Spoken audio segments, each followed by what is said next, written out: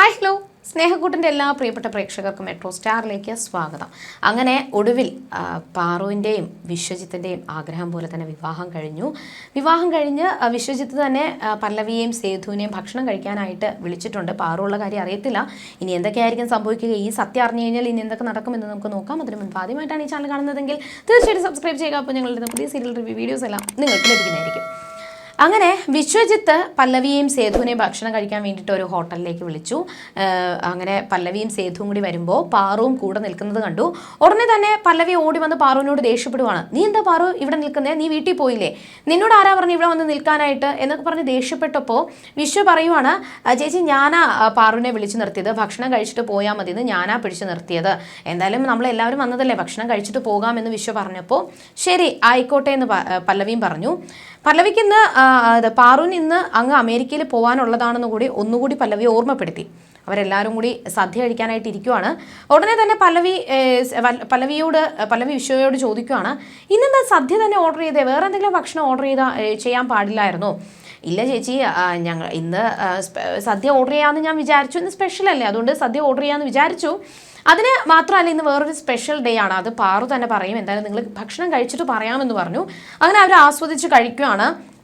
ഈ സമയത്ത് ഇന്ദ്രജിത്ത് പാറുവിൻ്റെയും വിശ്വയുടെയും വിവാഹം കഴിഞ്ഞത് അറിഞ്ഞതിന് ശേഷം പ്രതാപനെ വിളിച്ചു, ലഡു കൊടുത്തു. എന്നിട്ട് പാറുവിൻ്റെയും വിശ്വയുടെയും വിവാഹം കഴിഞ്ഞ കാര്യങ്ങളൊക്കെ പറഞ്ഞു.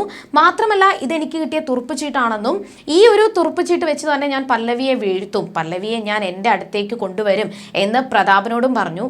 മാത്രമല്ല പോകാൻ നേരത്ത് പ്രതാപനോട് ഇന്ദ്രൻ പറയുവാണ്, ഈ കാര്യങ്ങൾ വേറെ ആരും അറിയാൻ പാടില്ല, വഴിയെ അവർ തന്നെ സ്വയം അറിഞ്ഞോട്ടെ, അല്ലാതെ നമ്മളായിട്ട് പറയാൻ പാടില്ല എന്നുകൂടി പ്രതാപനോട് താക്കീത് നൽകിയിട്ടുണ്ട്. എന്നാൽ പ്രതാപന് ഭയങ്കര സന്തോഷം, പല്ലവിയെ തകർക്കാനായിട്ട് കിട്ടിയ അവസരമല്ലേ, പാഴാക്കില്ലല്ലോ. അങ്ങനെ നേരെ അടുത്ത ഇന്ദ്രൻ ചെയ്ത കാര്യം എന്ന് പറയുമ്പോൾ മാഷിനും ശോഭയ്ക്കും വേണ്ടിയിട്ട് ഒരു റീത്ത് അയച്ചു കൊടുത്തു. ഒരു കൊറിയറിൽ റീത്ത് അയച്ചു കൊടുത്തു. വീട്ടിൽ ചെന്നിട്ട് കൊറിയറുകാർ മാഷിനെ വിളിച്ചു. അങ്ങനെ മാഷിനെ വിളിച്ചതിന് ശേഷം കൊറിയറിൽ ഒപ്പിട്ട് ഈ സാധനം കൊടുത്തിട്ട് അവർ പോയി.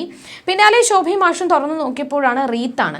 ഇത് കണ്ട പാടെ തന്നെ ശോഭയ്ക്ക് ഭയങ്കര ദേഷ്യം വന്നു. കലുതുള്ളി സംസാരിച്ചപ്പോൾ മാഷ് പറയുവാണ്, ഇത് ആരാ ഇത്രയും വൃത്തികെട്ട കാര്യം ചെയ്തതെന്നൊക്കെ ചോദിക്കുമ്പോഴാണ്, ഇത് അറിയാലോ ഇന്ദ്രനായിരിക്കും, അവനല്ലേ ഇങ്ങനത്തെ വൃത്തികെട്ട പണി ചെയ്യത്തുള്ളൂ, എന്തായാലും കാര്യമാക്കണ്ട, നമ്മൾ നല്ലൊരു കാര്യത്തിന് പോകുമ്പോഴത്തേക്കും മരണം കണ്ട് ഇറങ്ങുന്നത് നല്ല കാര്യമാണെന്ന് പറഞ്ഞിട്ടില്ല, അതുപോലെ ഇതും വിചാരിച്ചാൽ മതി എന്ന് പറഞ്ഞ് സമാധാനിപ്പിച്ചു. പക്ഷേ തൻ്റെ മകളുടെ വിവാഹം കഴിഞ്ഞ കാര്യം അറിഞ്ഞു കഴിഞ്ഞാൽ മാഷിന് അറ്റാക്ക് വരും, അപ്പോൾ വെക്കാനുള്ള റീത്താണെന്നുള്ള കാര്യമൊന്നും അവർക്കറിയത്തില്ലല്ലോ. അങ്ങനെ സംഭവിച്ചു കഴിഞ്ഞാൽ അതൊക്കെ ഉദ്ദേശിച്ചിട്ടാണ് ഇന്ദ്രൻ ഇതെല്ലാം കാട്ടിക്കൂട്ടിയത്. അങ്ങനെ ആ സംഭവങ്ങൾ കഴിഞ്ഞു. പക്ഷേ ഇവിടെ പല്ലവിയും സേതുവും ഭക്ഷണം കഴിഞ്ഞെല്ലാം കഴിഞ്ഞ് ഇരിക്കുമ്പോഴാണ് പാറു പല്ലവിയോട് കാര്യം പറയുന്നത്. നീ എന്താ പോകുന്നില്ലേ? നീ എന്താ ഇവിടെ നിൽക്കുന്നേ? എന്ത് പറ്റി പാറു? കാര്യം പറ, നീ എന്തോ പറയാൻ വന്നതില്ലേ, പറ. ചേച്ചി ഇന്ന് ഞങ്ങളുടെ വിവാഹമായിരുന്നു. രജിസ്റ്റർ ഓഫീസിൽ വെച്ച് ഞങ്ങൾ അങ്ങോട്ടും ഇങ്ങോട്ടും താലി കെട്ടി രജിസ്റ്റർ മാരേജ് ചെയ്തു. ആ രജിസ്റ്റർ മാരേജ് ചെയ്തതിൻ്റെ ആ വിവാഹ സദ്യയാണ് നിങ്ങളിപ്പോൾ കഴിച്ചതെന്ന് വിശ്വജിത്ത് പറയുകയും മാത്രമല്ല ഞങ്ങളുടെ രജിസ്റ്റർ മാരേജിന് സാക്ഷികളായി ഒപ്പിട്ടത് നിങ്ങൾ രണ്ടുപേരും ആയിരുന്നു എന്ന് പല്ലവിയോട് പറഞ്ഞപ്പോഴാണ് അവർക്ക് കാര്യങ്ങളെല്ലാം പിടികിട്ടിയത്. ഇതോടുകൂടി പല്ലവി ഭയങ്കരമായിട്ട് ദേഷ്യപ്പെട്ടു, ഭയങ്കരമായിട്ട് പൊട്ടിക്കരഞ്ഞു. പാറു, നീ എന്താ തോന്നിയ ദിവസമാണ് കാണിച്ചത്? നിന്നെ കാത്ത് അമ്മയും അച്ഛനും അവിടെ കാത്തിരിക്കുമല്ലേ, നീ അവരോട് ഭയങ്കര മോശമായിട്ടുള്ള കാര്യമല്ലേ ചെയ്തത് എന്ന് പറഞ്ഞ് പാറുവിനോട് പല്ലവി ദേഷ്യപ്പെട്ടു. അപ്പോഴാണ് പല്ലവിയോട് പാറു പറഞ്ഞത്, ഞാൻ ഒരുപാട് ശ്രമിച്ചതാ ചേച്ചി, പക്ഷേ അമേരിക്കയിൽ പോയി കഴിഞ്ഞാൽ ഇനി എനിക്ക് വിശ്വയെ കാണാൻ പറ്റത്തില്ല, അതുകൊണ്ട് അവസാനം എനിക്ക് ഒരു രക്ഷയുമില്ല എന്ന് തോന്നിയപ്പോഴാണ് ഞാൻ ഇങ്ങനെ ഒരു തീരുമാനത്തിലെത്തിയത്.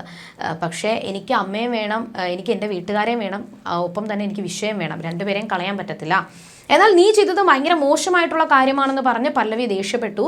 അവസാനം പല്ലവിയുടെ മനസ്സിൽ വിശ്വയെ വിവാഹം കഴിച്ചതോ എന്നല്ല, പല്ലവി നീ പാറു താമസിക്കാൻ പോകേണ്ടത് ഇന്ദ്രപ്രസ്ഥത്തിലാണ്, അവിടെ ഇന്ദ്രനാണ് പല്ലവിയുടെ പേടി, വിശ്വയല്ല. വിശ്വ പാറുവിനെ സന്തോഷത്തോടു കൂടി നോക്കുമെന്ന് അറിയാം, പക്ഷേ ഇന്ദ്രനാണ് അവിടെ പേടി.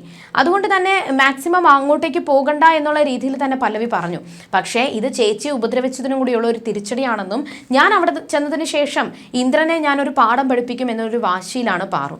പോവാൻ നേരത്തും ഒരുപാട് വട്ടം പല്ലവി പറഞ്ഞു, ചെയ്യരുത് പാറു, അങ്ങനെയൊന്നും ചെയ്യരുത്. പക്ഷേ പാറു പറഞ്ഞിട്ട് കേട്ടില്ല. ഞാൻ എന്തായാലും ഇന്ദ്രപ്രസ്ഥത്തിലോട്ട് തന്നെ പോകും. പക്ഷെ വിശ്വ പറഞ്ഞത്, ഞങ്ങൾ അവിടെ ചെന്നാലും അമ്മ ഞങ്ങളെ ക്ഷണിക്കത്തില്ല, അമ്മ ഞങ്ങളെ അകത്തോട്ട് കയറ്റത്തില്ല, അത് ഉറപ്പാണ്, അതുകൊണ്ട് ചേച്ചി പേടിക്കേണ്ട ആവശ്യമില്ല എന്നാണ്. പക്ഷെ അവിടെ ഇന്ദ്രൻ ഈ കാര്യം അറിയാം.